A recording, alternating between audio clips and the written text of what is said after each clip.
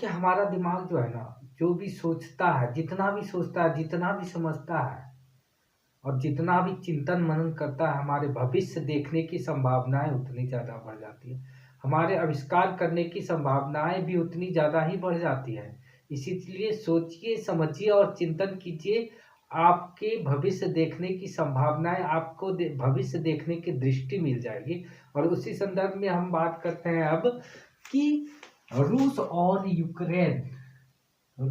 Ukraine के बीच में हम संबंध को देखेंगे। रूस ने यूक्रेन पर आक्रमण किया था 2022 ईस्वी में ही आक्रमण किया था और 1000 दिन से ज्यादा हो गया, फिर भी रूस अभी तक यूक्रेन पर पूरी तरीके से विजय प्राप्त नहीं कर पा रहा है। और यह भी संभावना व्यक्त की जा रही है कि रूस अब धीरे धीरे यूक्रेन को खाली कर रहा है। इसके पीछे क्या वजह था कि यूरोपीय देश, ईयू, अमेरिका, यूएसए, ये सारे शक्तिशाली देश इस चीज को देखते रह गए और यूक्रेन पर रूस लगातार हमला करता रह गया। इसके पीछे एक बहुत ही बड़ी वजह थी। यह वजह थी कि ये सारे देश देखना चाहते थे कि रूस के पास कितनी ऊर्जा वास्तव में है, रूस कितना लड़ सकता है। और किसी भी ऊर्जा का अगर हम एग्जैक्ट किसी के अंदर की ऊर्जा का अनुमान लगाने में सक्षम हो जाते हैं तो उसकी ऊर्जा पर कैसे नियंत्रण स्थापित करना है, यह भी हम जल्दी ही ढूंढ लेते हैं। और यही यूरोपीय देश और यूएसए कर रहा था कि उसके अंदर, रूस के अंदर कितनी ऊर्जा है, रूस के अंदर उसका पता लगाने की कोशिश कर रहे थे। और रूस यूक्रेन युद्ध इसमें सबसे बड़ा असरदार, बहुत बड़ा हथियार था रूस की ऊर्जा को जानने का। और अंततः वो इस रास्ते को ढूंढने में कामयाब रहे कि किस तरीके से रूस की ऊर्जा को कम किया जाए।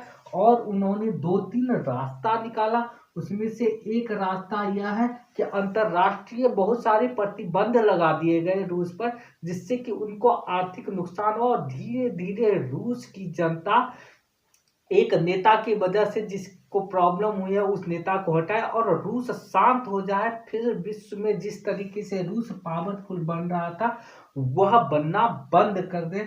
और दूसरा था कि रूस अपने हथियार निर्यात में आगे बढ़ा था, दशकों से आगे था, वो बहुत ही धन कमा रहा था। लेकिन यूक्रेन और रूस युद्ध में इतने दिनों तक रूस अगर विजय नहीं प्राप्त कर पाया तो उसकी वजह उसके हथियार की भी कमी को माना जाने लगा है। और अंतरराष्ट्रीय स्तर पर रूस जो हथियारों का बहुत बड़ा निर्यातक है और भारत बहुत अधिक मात्रा में रूस से हथियारों का आयात करता है, उस पर एक झटका, उसके गुणवत्ता पर एक झटका लगा है। यूक्रेन के युद्ध में 600 बच्चे सहित लगभग हजारों लोग मारे गए हैं। और यूएनएचसीआर का रिपोर्ट है, यूएनएचसीआर के रिपोर्ट के अनुसार 8 बिलियन लोग वहां से दूसरे देश में चले गए भाग करके, उनको विस्थापित होना पड़ गया। यूक्रेन वासियों को दूसरे देश में विस्थापित होना पड़ गया।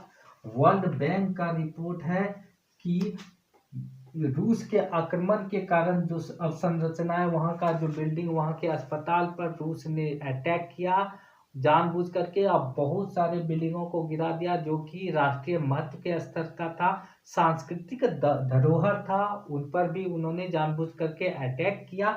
और इस वजह से $400 बिलियन की हानि हुई है। अगर फिर से इसको बनाया जाए उस बिल्डिंग को तो $500 बिलियन का फिर से उनको खर्च होगा। इस प्रकार से डायरेक्ट रूप से $900 बिलियन, जो कि एक बहुत ही बड़ी रकम है, वह यूक्रेन को नुकसान उठाना पड़ा है इस युद्ध में। आइए अब हम देखते हैं कि रूस को इसमें से क्या क्या नुकसान उठाना पड़ा है। रूस को इसमें से उनके हथियार की जो गुणवत्ता है उस पर प्रश्न चिन्ह उत्पन्न हुआ है, क्योंकि 1000 दिन होने के बाद भी अभी तक रूस यूक्रेन पर पूरी तरीके से विजय हासिल नहीं कर पाया है। इसका अर्थ है कि उसके हथियार में कहीं ना कहीं कोई खामी है। दूसरा, अंतरराष्ट्रीय स्तर पर रूस अकेला हो गया है। यूरोपियन काउंसिल से इनको हटा दिया, बाहर निकाल दिया गया है। G8 से हटा करके G7 कर लिया है, रूस को इससे बाहर कर दिया गया है।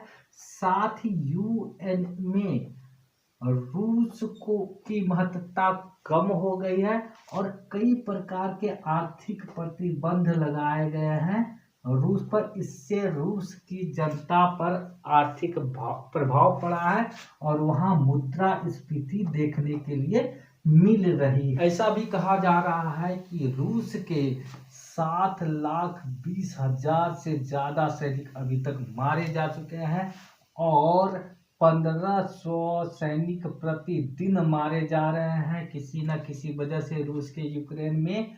और इसी वजह से उत्तरी कोरिया से रूस ने 1 लाख सैनिक को मंगाया है। अब इसमें से हम देखते हैं कि क्या वजह है। इसमें से हम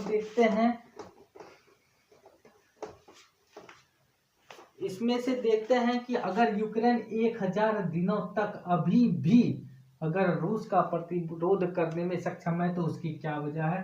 पहली वजह है वहां के नागरिकों में, जनता में एकता देखने के लिए मिलती है। एकता से बड़ी कोई शक्ति नहीं होती है। दूसरा यह है कि अंतर्राष्ट्रीय सहयोग प्रत्यक्ष और अप्रत्यक्ष रूप से यूएस और ईयू, नाटो जैसे संगठन का मिलता जा रहा है यूक्रेन को, जिस वजह से यूक्रेन युद्ध में टिका हुआ है।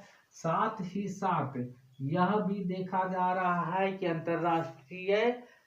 अंतर्राष्ट्रीय सहयोग इस वजह से मिल रहा है कि कहीं ना कहीं यूएस और ईयू का सहयोग एक प्रकार से रूस को अंतर्राष्ट्रीय स्तर पर कमजोर करता है और विश्व में एक नई महाशक्ति के उभरने के वातावरण को नष्ट कर रहा है।